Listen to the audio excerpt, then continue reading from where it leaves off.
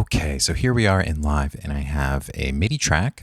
MIDI Bag wants to live on a MIDI track, so that's what I've done. Then you'll follow it up with an instrument, anyone that you like. And in order to use it, you will click this button and then play some MIDI notes into that channel, which I'm going to do now.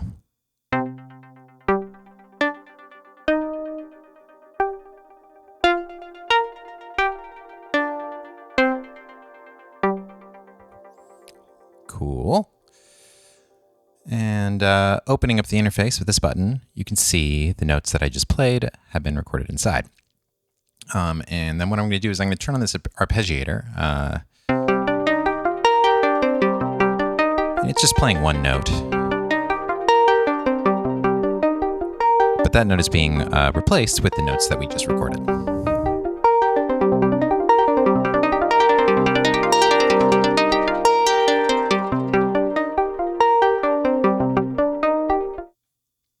Cool. So that basically builds your kind of standard sequencer, except that you need something else at the input in order to trigger the notes. But the fun thing about this is that you can use anything to trigger the notes. So I'll turn this off, and then I have some MIDI clips up here. And I'm just kind of put some different rhythms into these different clips kind of randomly. And then we'll play these and see how that affects the sequence that we built.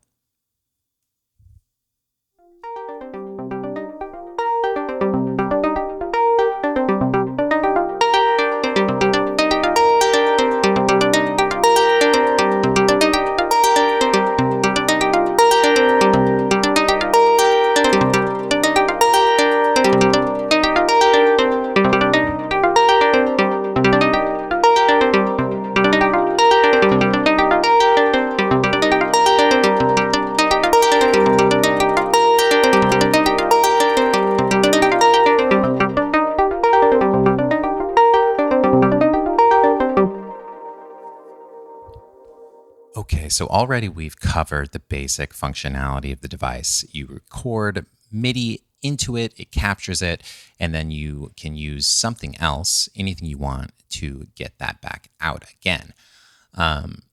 Beyond that, I've built in some other features that I think pair nicely with this workflow.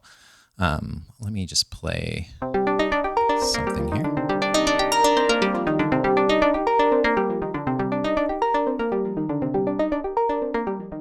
So we have our sequence again.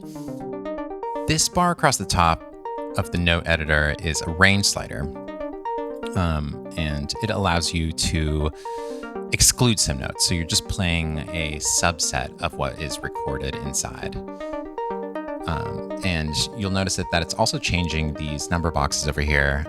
These two controls do the same thing. They're just different ways of doing it. You can use these number boxes for mapping, for modulation, automation, things like that.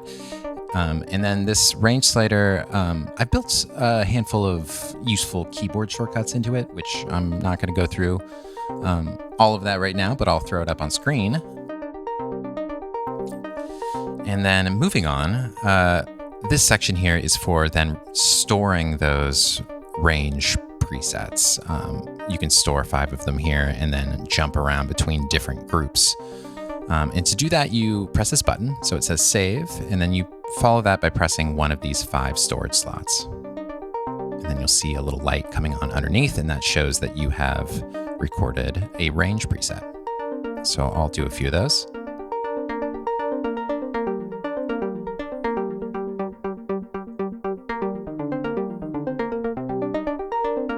There we go.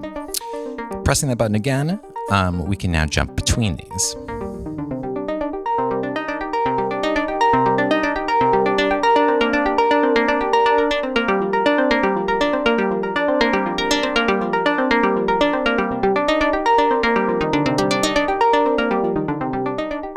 Like that.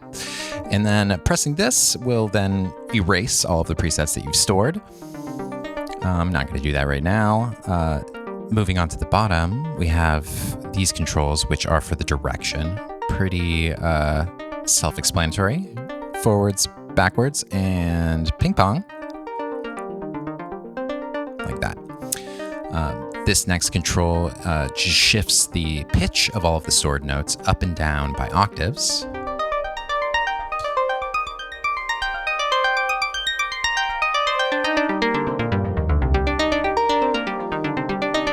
And then finally, we have this velocity from input control. And what this does is actually kind of interesting. Right now, you're hearing the velocities that we recorded. But you can also choose instead to use the velocities that are present at the input, which would sound like this.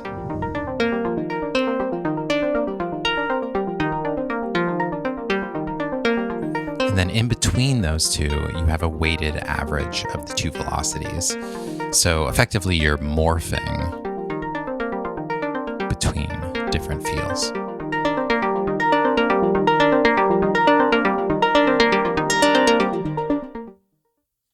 Another thing you can do is actually edit the notes inside. This whole area here is a note editor. So just by clicking and dragging a note,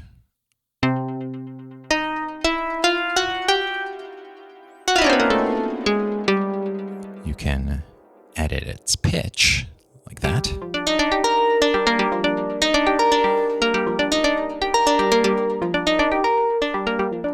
And then along the bottom, these are actually buttons that will mute that individual step. So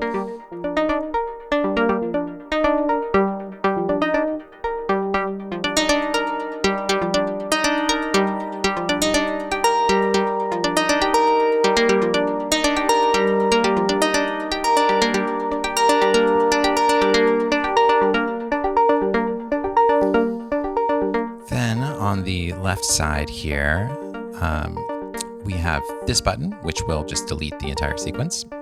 And then we have this button, which is the through button. What this does is when it's deselected, the notes that come in at the input will not be allowed to pass to the instrument. But if I turn this on,